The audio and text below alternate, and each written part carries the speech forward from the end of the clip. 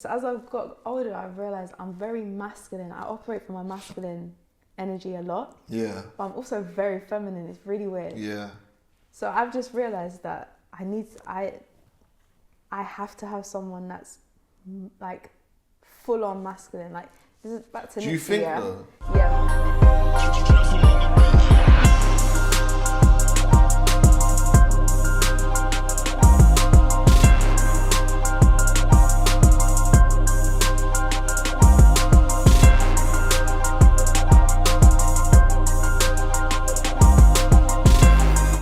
What I sometimes find is that creators can sometimes, as you said, be in their own head. I think they're in a consistent fight for freedom to do what they love, which I totally understand, but they have a disregard for the reality of sometimes you've got to do what you have to do before you can do what you want to do. Like, it's just a harsh reality of life. Yeah. No matter how much you think it and laws of attraction and sit there and affirm it, the fact is sometimes you just got to get out of the mud. Why are these human beings the most frustrating people to work with? Whether it's a video director, whether it's a graphic designer, and there's common things I face. I'm gonna rant about this right now because I wanted to speak about this for time. There's common things that I face. There's a disregard for other people's time, like just I'll do that, bro. I'll deliver it on. And never time. Even I find some that don't even speak up, don't even set a deadline. Yeah. Like, if you was to come to Rap City, for example, the first thing I'm going to say is we're looking about next Thursday, Friday, worst case Monday. Time, important. It's very important in the business world compared to the creative world. So that's something. I often find that another thing that they do is, like, if it's not done, is avoid communication. And I found this... disappear. I've found this for years. Like, since I used to do events when I was like 18, I found the same thing. Flyer designers just disappear, just ghost. Yeah, gone. What's that about? I don't know. Even now, I still have editors. Sometimes they just disappear for a day or two, and then they come back. I'm like, oh, welcome back. Anyways, this needs to be delivered. I can't, like, from a business point of view, and one of the main things, to be fair, that prompted me when I talked to you as well was just like to understand both sides. Because I feel like you lie quite healthily in the middle. I feel like you've got, as you said, from young, you always wanted to bag. So you've got an idea of, like, shit costs money. Like, why don't they have that? Like, I don't get it. I don't know. Like, because I think back to when I used to be like an editor or something, but I always used to leave things last minute, and then it's like pressure because people are onto you now, and then I'd get it done. Why? But I don't know why I would do that. Because I think there has to be a common trait with someone who's creative. And I think part of it is almost like the fight for freedom. I feel like part of it is maybe just wanting to just free flow and I just want to do what I love in my own time. Yeah, sometimes I'll be like, I just want to edit it when I feel ready. And art shouldn't be controlled, and I need time for the feeling to be right, and it's just not right now. Like, all of that, like, I ain't gonna lie, like, I get part of it because I've been around creative people and I understand at the time, like, for example, being around Crit, I realised that he could sit there and think for days and then have the idea in 10 minutes and do it. But for days, it just wasn't there. Yeah, that's like me sometimes. But do you know what I've just learned? When it's not there, stop forcing it and just move on. That's it. Because sometimes you just string people. Yeah, okay. Do you get it? Yeah. If someone sends me a video and someone sends me a video brief and they're like, oh yeah, this is the idea, this is the budget. Yeah. If I listen to the song and nothing comes to mind, I'll give it a day. I'll start again. I'll listen to it again. I might listen to it like 50 times. If nothing's coming to me, I just say, you know what, I can't even write on this one. So would you say... Because otherwise I'll be wasting people's time. And they'll be waiting on me to write a treatment, but I just don't have nothing. What if there was a big bag attached to that? Big bag. Big bag? Big bag. She fell in love with a big bag. Like, what's the big bag? What are we talking, like a meal or something? Alright, so for example, if a job came to you, and... Let's say a job come to you as a video and you didn't feel like you... Let's say you didn't like the tune. Let's say, I think this is an interesting point. You just didn't like the tune, but they were saying, we're starting with 50. To be honest, actually, we've seen your work and just tell us how much it's going to cost, man. We just want to get this done. Yeah. What are you doing? I would definitely write for it, even if I don't really like the song. Because sometimes I get sent songs and I'm like, it's whatever. But then, after hearing it 50,000 times, I'm like, I see why they released this song now. I get it. So you probably get it from a business point of view, like a timing and branding and marketing and why they've done it for their brand.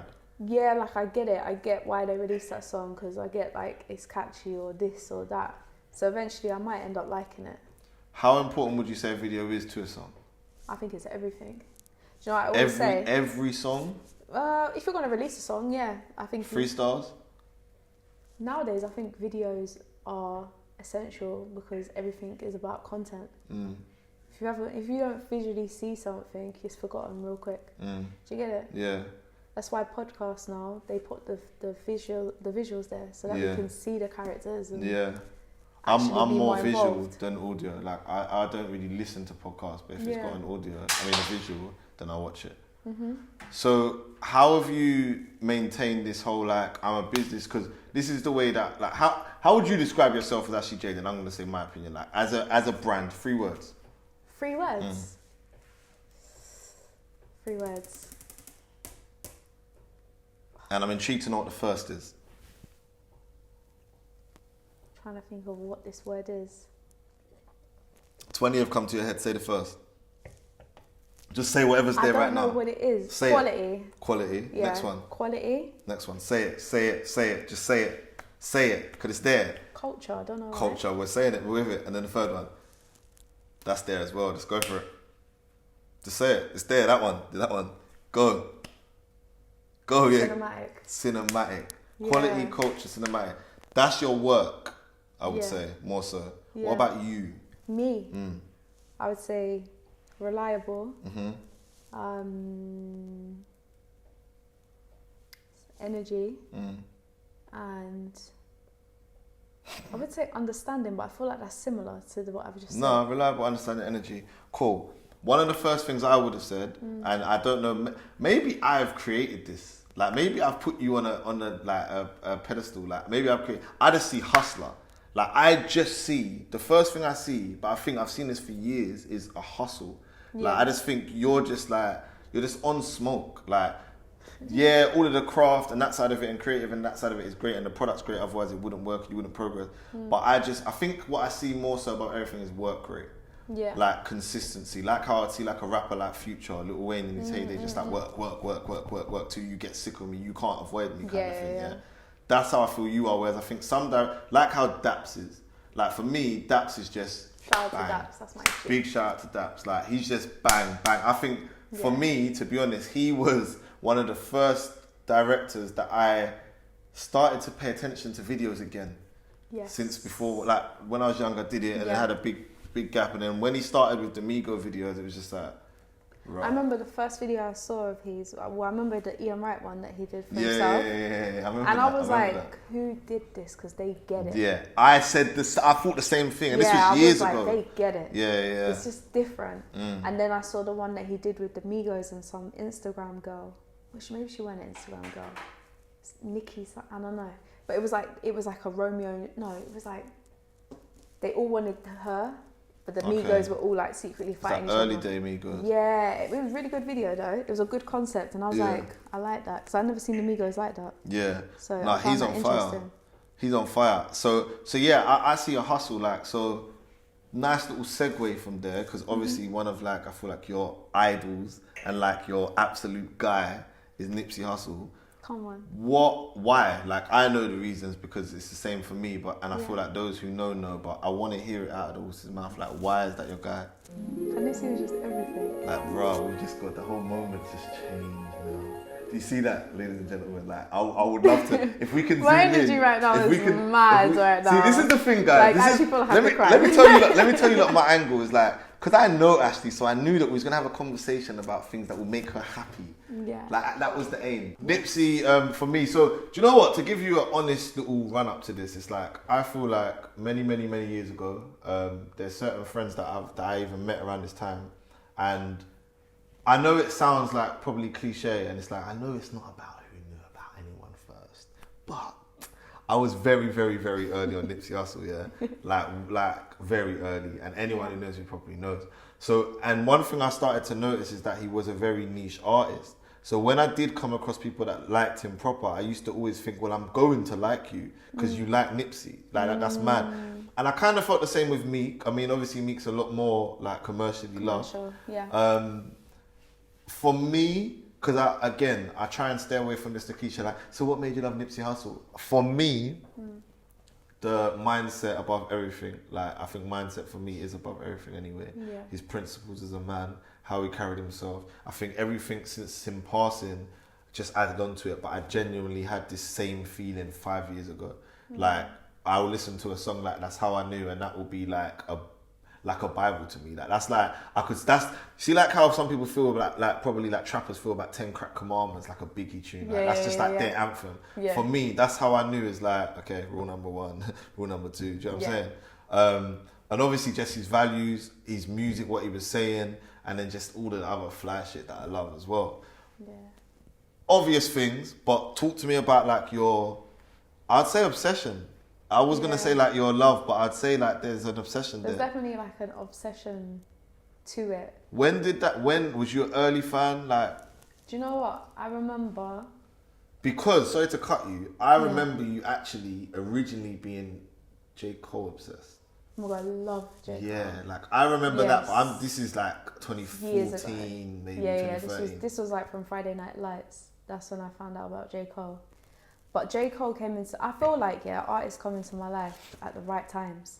Like, J. Cole 100%. Came into my life, when, you know, my favourite song of J. Cole's was Can I Live? Yeah. And you know the whole bars like, they'll tell me, am I living to get paid? No slave, no wage. I can do no 9 to 5. Do you know what it is? You are a lyric person. Yes, like, anything I can relate to. Words. So many people, I feel like, aren't. Yeah. And I feel like because you are is why, like, you were here, like the other day I was on your live and I said, all I did was quote one Nipsey lyric and you was talking about, I'm getting that tatted. Oh my God, yeah. Which one was it? Oh wait, I need to get that tatted though. Oh, what was it? I couldn't tell you about this luck about. I can tell you what this hustle about. Yeah, that's it. So like, so I remember you being a J. Cole fanatic, and then obviously, like I said, the Nipsey period. Talk us through that, like now you've got that attachment with LA, I'm assuming it's obviously Nipsey linked. Yeah. Talk us through that. With Nipsey, I feel like I was late because I found out about him like mailbox money times. And I remember one of my friends, he posted up he posted up mailbox money. I was like, Joe, who is that? And he's like, oh, Nipsey Hussle. I was like, bro, okay. But then later on in life, I remember listening to like mailbox money and not really understanding that I actually listened to that a lot because I knew all the songs. I thought I kind of just knew the songs, but I actually really knew them. And then I feel like I went to Nipsey for his music, but mostly I liked his interviews more. Yeah. I liked him as a person more than the music. Because it wasn't until after he died that I really understood like, wow, like I don't know how to explain it. Like, I didn't know about like Black Sam and all that. I just knew that Nipsey was this guy that he was independent. He owned his masters. He was about ownership. And he was about like spiritual, like write your dream down, go get it. Yeah. And he was just a hood youth, and I loved all of it. Like he's like a hood spiritual guy. Like I love that stuff. You touched on spiritual. Like I know I often see you early mornings like listening to, because we spoke about it briefly as well the other day when you kind of touched on your like SPAC Nation experience and stuff. But like you're into the church. Like elaborate on that. How did that start? So like with church, I always had this vision, and I'm guessing it comes from films, that when I'm older, me and my kids and my husband are going to go to church. I don't know, I think I watched too many American films. You said this, and do you know what I think is sick? Because I think you're always very honest about like why you go into things or why you like things, whereas I think a lot of people just make them sound cool. Like, for you to sit that's some shit that I would say, like, to be honest, I only started doing that because that looked hella cool on TV and I thought that might be cool, and I tried it and then I thought, this is actually quite lit, and it carried on. Do you know what I mean? So for you to say you basically just had a vision in your head of your life and church was in it. That's basically I was like, like me and my husband and my children are going to go to church every Sunday. Like. So then you started going to church? No, I didn't even start going to church. So like from young, I had that vision. I think it came from like Big Mama's house or something. I know the vibe you mean. Like, in America, church seems so like so lit and like like not so much the church. Like, no offense to that. Carry on, go, just go. So, anyways, so then in my family's quite small anyway. No one believes in God. Like, there's no religion in my family. But I always knew that I was going to believe in God. I just didn't know how I was going to get there. And then it was, I think, 2014 or 15. I did a wedding in Turkey. And when you say you did a wedding? So I was doing videography, like filming the wedding. And I just remember watching husband and wife, and I was just thinking, oh my God, these love God so much. But it was beautiful. I'd never seen anything like it. Their relationship was crazy. I was just like, and then all the people that were there, and I remember chilling with like a bunch of like young black men, and they all loved God. And I was just like, I had never been around guys like this. They were just different, the way that they spoke, the way that it was beautiful. So then one of them actually bought me a novel, a Christian novel, and I read that. And then I remember telling my friend he lived in Brooklyn at the time in New York, and I was like, I always knew that he believed in God quite heavily, and I remember saying to him like, how do I pray? And he was like, just pray. I was like, yeah, but how? Cute. Yeah, but I had no idea. But no, I respect it though, because I feel like we just think we know these things. Like sometimes you don't actually know. I had no idea. He was like, you just talk to God. I was like, yeah, but if I say Wagwan God, like what's good? Like, what, how does it start? What do I say how first? do I have to speak? Are there words that I've got to say? Do I have to speak in like proper English? Yeah. Will you like, or can I just talk normally? Like, little things like that. So he kind of guided me. He bought me my first Bible and sent it to me. And then me and him used to FaceTime and watch church on a live stream together. Yeah. So he could talk me through what was going on and what this is. And that's how I kind of built, I feel like that's how I got introduced to God. And then from there I kind of discovered my own. I went to like TD Jakes and would watch him. But then it was 2018, I think. I was on Twitter and I saw someone post this young black guy, pastor, talking about your inner circle, it was called. And I was like, whoa, and I'm watching it and I was just like, who is this guy? So then I found it and it was a guy called Pastor Mike Todd's for Transformation Church. And then he had a series called Relationship Goals, and it was just at the perfect time because I was in like an on and off kind of toxic relationships. Yeah. And I remember watching it, and I think I broke up with the person. I don't know. As a result of that, like influenced by that, Yeah, I was very influenced by it, like because everything that I just connected with it so much. I feel like that was like a life-changing moment discovering that church online. And I actually got to visited the church this year. Like I booked it last year August because I was watching. This is in America? Yeah, so they're based in Tulsa in Oklahoma. So last August I remember I booked an Airbnb for a video that we were shooting, but the artist got ill, so I was like, well, I'm just gonna go stay there myself. It was a Sunday. I said I'm gonna go watch church and just chill, and I connected with that service so much. I said I have to go, and I didn't really have like the money ready or anything, but I just booked it. I was like, I don't know what's gonna happen, I just have to go. And then I went in January, and it was like the best experience ever. What does spirituality mean to you? It means growth, and it means becoming your higher self.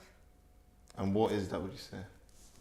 I feel like everyone's higher self is different, but to me it's just like I have a certain image of this woman that I'm going to become.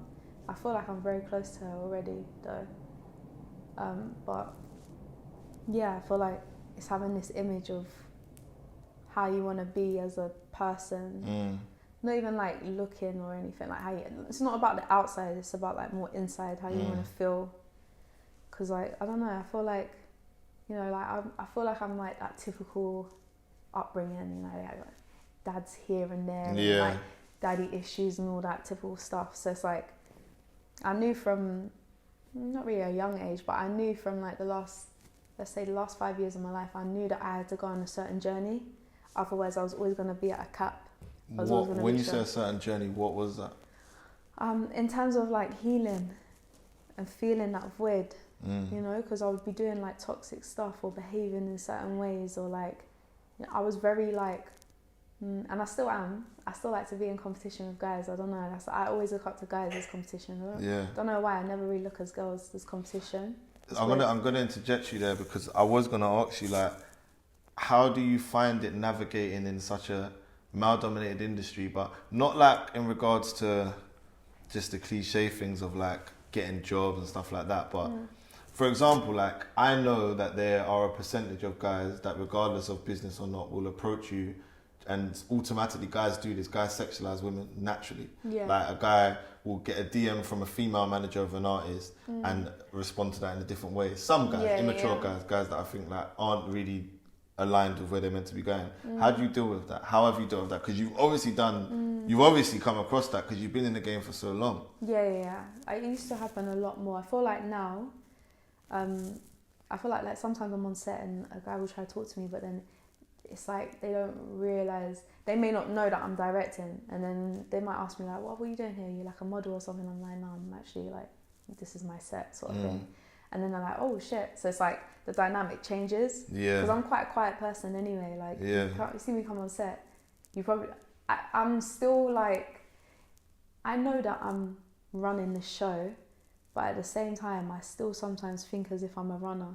So I'm still looking out like, this needs to be done. Let me quickly go do that because everyone's doing it. Yeah, do you get you it? Stay hungry. Yeah, I'm still got that mentality of like, you know, like remember where you came from. So sometimes you might see me doing things like, I don't know, sorting out the artists, like fixing their hoods and stuff. Yeah, so that's like, stuff that you don't necessarily have to do. You don't really have to do that, but again, I'm a woman as well, so it's like I'm like very nurturing to the artists. I want to make sure they're all right. Do you want a drink or anything? I don't know. That's just, I think that's the woman side of me. Having like that balance between, because obviously as you said you compete with men, but you're still the woman's side. How do you find that in relationships? I'll tell you why I asked that, because it is, many men could be intimidated. Yeah. Then your flip side is, if you're going for the type of men that aren't intimidated, is there's a load of other clashes that could potentially happen. So how do you find that happy medium? Because I know that there's hella guys that would be intimidated 100% just by your career, environment, lifestyle, experience. You've got like double-edged swords. You got guys who genuinely love the idea of like a boss girl who's on job, sometimes until they're with them, and then they realise what comes with. A lot of them. Exactly. Then you've got guys who's like, hate that, and you could almost maybe miss your guy because he doesn't like the fact that you are that much of a boss. Like, how has that been? He wouldn't be the guy if he didn't like that. Love that. Hear that. He gotta go. How has that been though? Like, what's that challenge been like? Because I feel like a lot of females that are on job must face that. Yeah, it's a weird one. Because like you said, a lot of guys are like, yeah, I want this girl that's like bossy and da-da-da-da. But then when it comes down to it and you're like putting your work before them because you need to get the bag. Especially me, I feel like a lot of my childhood has to do with how I am. I feel like that's everything. Yeah, what parts? So. Because it seems like that. Yeah, so like I feel like because my dad was so in and out and he wasn't really there. Yeah. I feel like that's why I'm such a hustler. Okay. Because there's people around me and it's like their dad are buying them the new trainers, their dad's buying this for them and that and that. I had my granddad and my uncle and they were there for me, but it still wasn't the same to do that as not having a dad. And you know, like when you watch films and you're like, oh, daddy's girl, and you're getting your dad's credit card. I never had any of that, so it's like... It's mad to hear it from a female point of view, because like, obviously for me, like all my boys, same kind of story, like single parent mum, etc, etc, etc. But I don't think that what you just said, like to effectively not have the feeling of being a daddy's girl, that's deep, you know? Yeah, sad. Like, so how do you think that's translated into your life in every aspect? Elaborate on that. Well, it definitely gave me, like, I feel like that's where I got this hustler mentality from. Because it's like, when I was younger, my mum, like, obviously her relationship with my dad was very toxic, so she had her own stuff that she was going through. So sometimes she wasn't always present. In terms, like, she was present, but not mentally present. She was dealing with a lot of her own stuff. So it's like, you know, I learnt, like, cool, if I want something, I have to get it. Yeah. Got to figure out how to get it. So like when I was younger, I did every hustle you could probably imagine. Like LimeWire, downloading all the tracks. LimeWire. Writing all the songs, going into school. Do you remember Frostwire? Frostwire was part 2 of it. It was a blue version. I don't know that one. Frostwire, it's a South London thing still. Okay. Yeah. LimeWire was it though. Do you remember when you used to download something and it weren't the song? Oh yeah, and it would be the president. Do you remember the president? And do you remember when Soulja Boy finessed it? Soulja Boy finessed the whole of LimeWire. That's how he blew. Soulja Boy blew because he renamed bare songs and it was Soulja Boy Tell 'Em. Bad boy. He's a bad boy. I think Soulja Boy is lit. No, he's a bad boy. He just made quite a lot of money off of investing in soap right before coronavirus. Yes. Bad boy. Yeah. But yeah. So have you faced those challenges relationship wise? I feel like. Because we ain't gonna curve that. Yeah, we ain't. How do I face that? I've stayed single for a long time because of it. Because I feel like, do you know what I've realised? Yeah, I have good male friends around me. Yeah. And they have set standards as friends. Yeah. And now that is now reflecting. Yeah. So I'm like, if my boy friends move this type of way, or, you know, they speak to me this type of way, or they do certain things, you get it? They look out for me like this. Yeah. Why would I settle for anything less than someone that is going to, like, I'm looking to marry? Do you get it? How would you feel, and it's mad, because these are things that I've always wanted to ask, I've never actually had a chance to, like, how would you feel being in a relationship and you feel like, for example, this is a situation I've been in. You're making me nervous right now. This from a guy, I can't even hide it. This from a guy's point of view, yeah. Like, I've been in relationships where I felt like I'm just like, I don't stop. I'm 24/7. I'm just ready. My mind's always going. I always want better. I always want to grow. I always want to do more. Yeah. And I've been in relationships where I haven't felt that's balanced. But as I've grown up, I've realised that it doesn't always have to be this.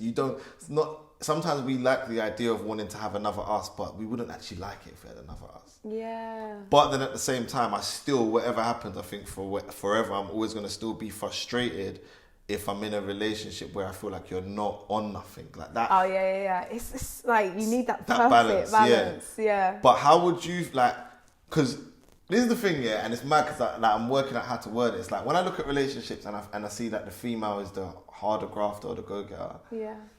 It's long. And I'm probably going to get stick for this, but I will get stick for this because it's going to be like, well, why does it always have to be the guy anyway? What about? And I know it doesn't have to be the guy. Like, I was raised by a boss woman, yeah, but I always think like, what's this guy on? Yeah. Do you know what I mean? Like, how can you? I just can't. How are you comfortable with that? I can't. Like, I just can't. Because I'm very like I was always very tomboyish. So as I've got older, I've realised I'm very masculine. I operate from my masculine energy a lot. Yeah. But I'm also very feminine. It's really weird. Yeah. So I've just realised that I have to have someone that's like full on masculine. Like, this is back to Do you think though? Yeah, no. Because I feel like. So don't you think? What about the balance though? Because you've just said you're a bit of both. Yeah. So, but I have to be able to. I feel like because. All right, how are we gonna put this? Because I've had this conversation in my head a lot of times, so now I'm trying to figure out how to articulate it. You've read The Way of a Superior Man as well, haven't you? Yes. Okay. So already, the way that I think about men is a certain level already, just because of that. Yeah. And you have to remember, I love Nipsey and I love Meek, even though Meek's a little bit emotional. Yeah. Let's not go there. Yeah, he's but a Taurus. I get it. He's a Taurus. I get it. I get it. Go on. I can't because she's dying. Go on. Private joke again, ladies and gentlemen. LA, you had to be there. Go on. They ain't even LA, that's just real life. Alright, so. What, Taurus are emotional? We are emotional. Let's address that and move on. We are very emotional creatures. I'm not a Taurus, I'm Virgo. Yeah, I'm a Taurus, and we are very emotional. But I would say passionate rather than emotional, personally. I'd say we're passionate, we're quite sensitive. And yeah, that's about it. Let's go, move on. Go on. I love it. Go on. Cool. Right, yeah. All right. So, how am I going to articulate this? So, from my Cheers, everyone. From my self-analysing, I have just realised that I just need someone that's... How can I explain this? I just want masculine. That's it. It has to be. Because But sometimes masculine, you could lose sensitivity.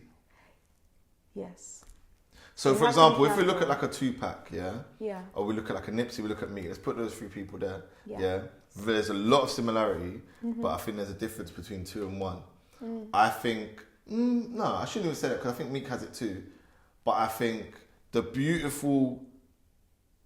I'm too grown to say no homo, but the beautiful thing about Tupac, is that he has the thug life. I'll fucking shoot up this spot. I'm a rider, I'll ride or die. But then has a sensitive side, which I don't know how deep you studied him, but like him and Jada and that period and poetry and acting and drama and all this stuff. And Nipsey, same kind of thing. Slap a guy in his face, but at the same time also has that sensitive side. So you saying masculine, I don't think like masculine is the answer. Personally. You think? Because then it's just you're just saying 100% that way.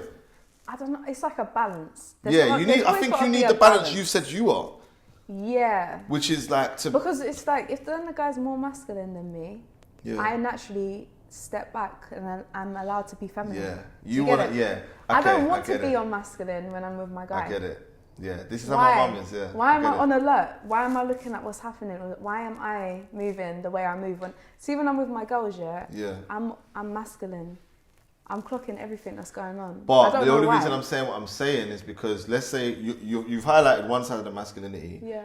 But with that, you could have no sensitivity at all. You could have a man who doesn't care that it's your birthday. No, that's not gonna happen. What? Doesn't care about the anniversary. Don't care about my birthday. See what happens. You see what I'm saying though? Like there has to be that balance. You know what I'm saying? Yeah. What about financially? And I don't even like touching on these subjects, but I think it's relevant. Usually it sounds very cringy. What about financially? You got that money if you're coming over here, baby.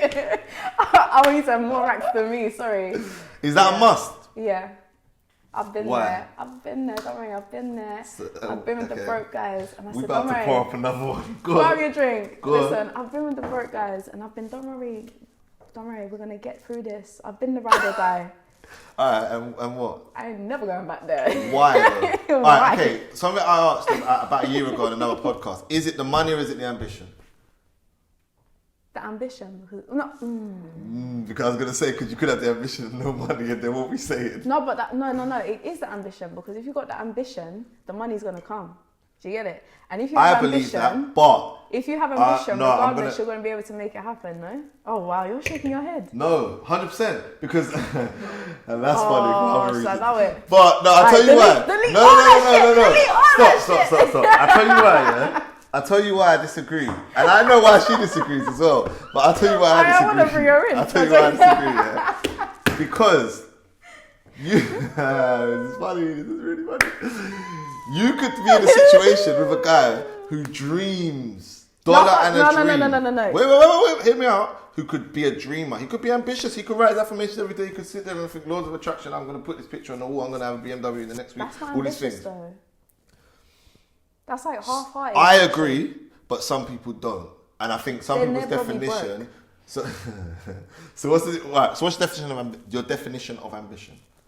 If you're ambitious, you have this vision and you go get it. You make it become reality. That's it, point blank, period. Cool, I agree. So what about, let me be devil's advocate, and what about if I'm sitting there saying, but I really think, when we had this conversation, we touched on secret, like what if I said I wake up every morning and I affirm and I have the pictures on my wall and I believe in laws of attraction and I go and see the car I want every week. And yeah, I've got a job. For example, I've got a job. Make it like 20, 30, so 30 grand. What's the difference between last year and now? That's what I'd ask them. What's the progress? Elaborate, I like this. Go on. So, okay, cool. If I ask you, that's what you do every day. So from last year to now, what have you done? If you told me I've saved up 10 racks for that car, all right, cool, I understand that you're actually going. So can you be with him? Depends what he's on. But he saved up 10 racks for the car. Yeah, but what else is he doing? Cool, carry on. So what else is important? Do you know what and just so you're aware, this isn't me asking you from like the cliche, like what do you look for in a guy? It's more so hearing what an ambitious woman looks for in a guy. So do you know what it is? Every time I evolve, the type of guy I want evolves as well. And 100%. Every time I'm exposed to different things, that's just it. It's what I'm exposed to. Like I said, like the guys that I'm around, like even like, you know, like Alfie and stuff, like them type of man, they're around me, they're teaching me different things. Yeah. So it's like... Yeah, someone like Alfie, I feel like you have a conversation, I saw it happen the other day, like you have a conversation with him. You know that quote that they put out where it's like, I could brainwash you into believing in yourself and thinking you are... Yeah, 100%. So I get it. Do you get it? And it's like... So does that make it hard? Well, yeah, it does make it hard. Because I get like, I start thinking about, all right, cool. So if I'm with this guy, but you know that my friends are like this, and you're not like that, automatically the guy's going to be insecure because guys are naturally insecure. They want to be the man. That is such an interesting point. Don't you think? I totally agree. Yes. And I had this debate the other day with someone, and I basically was talking about insecurity, and we got to the point where we actually Googled the definition. Because I'm saying I think that's insecure, and he's saying that's not insecure. And I Googled it, and it spoke about like the damage of ego. The damage of ego and basically feeling inferior. Yes. I think as guys, I think we're programmed to naturally want to be the provider, the man, the hunter, etc. Yeah. I don't know if everyone is, but I think most guys are. Yeah. And I feel like it is... Most guys that operate from the masculine, that's what they're like. Which is what's in that book. Do you get it? Let's touch on that book, because